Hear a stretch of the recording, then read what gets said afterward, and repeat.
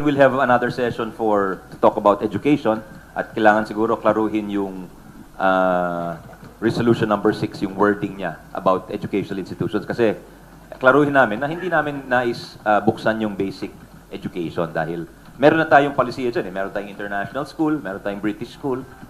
So they are allowed to operate here, no, within limited, but still subject to the regulation ng Department of Education.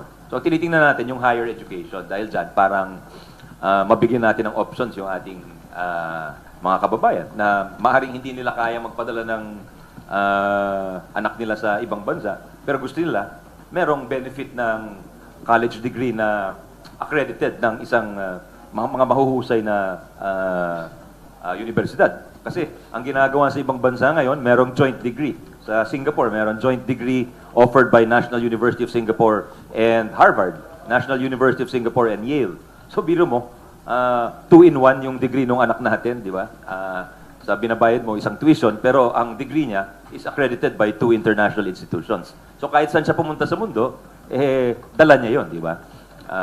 Bakit natin ipapagkait sa ating mga kababayan yon? I think nakakap yung growth natin. Kasi kung may joint degrees tayo at you allow also foreign professors here to teach along with our Filipino professor, subject to reciprocity. Important yun, no? In all 3 cases, yung public utilities, yung educational institutions, yung advertising, kailangan subject to reciprocity. Hindi natin papayagan silang pumasok dito kung hindi nila tayo pinapayagan pumasok sa kanilang bansa. Yun ay palagay ko isang amyenda na isasama natin sa resolution number 6 na mahalaga dahil parang hindi tayo pwedeng malugi dito sa atin. Pinapapasok natin sila dito, tapos tayo hindi tayo pinapapasok sa kanila.